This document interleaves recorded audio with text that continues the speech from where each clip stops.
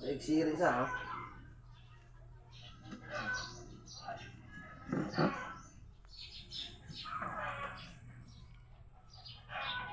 Relax, ha? Ayun. Lagot ka. Humula ba? Ayaw mo lang ako. Hindi, huwag mo patigasin. Ayaw mo. Ayaw.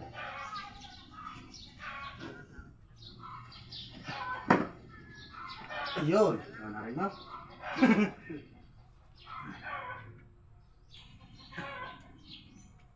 Yun.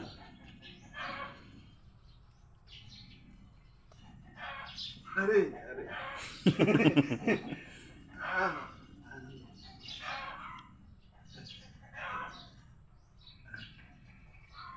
Upo ka. Sakit ng tirik ko. Sakit. Diba, darili lang yan. Abayaw, Ayan. hinawakan lang.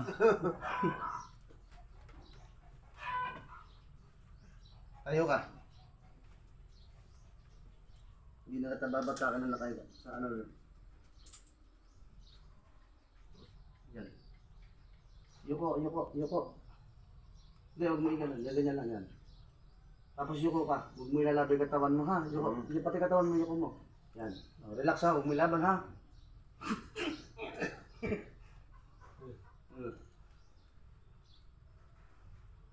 Ngayon, ang pagtuntong. Yan, di ba? Ito yung, alam ba yung may ano? Ito. Yan. O, pagtuntong, yan unahin mo. Pagkatapos yakbang mo rin. Yan. Tatatagan mo muna, huwag mo muna siyang ano eh. Pero babalakot na ngayon yan, di naman malambot ngayon yan.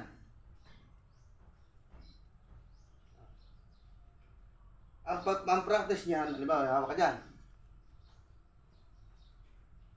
Sige, taas mo, yan. Yan ang practice ngayon yan. Yan, sige yan, panay ganyan.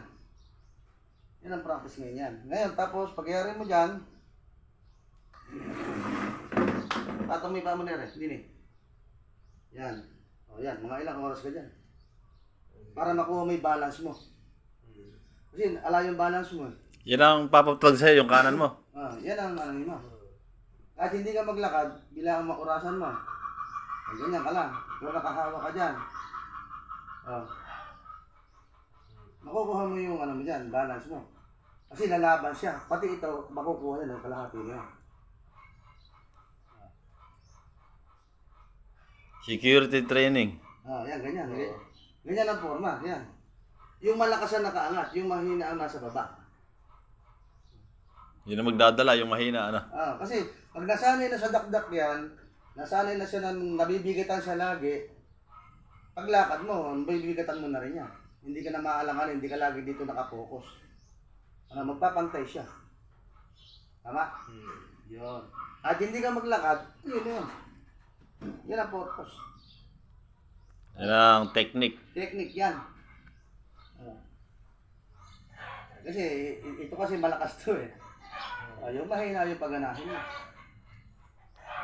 Diba? Yan. Kunin mo ng balance mo. Yan o. Yan, diskarte. Pag nakuha mo yung balance mo, maganda ka ng lalakad. Yun ang sinasabi ko. Kasi kaya mo pa, bata ka pa eh.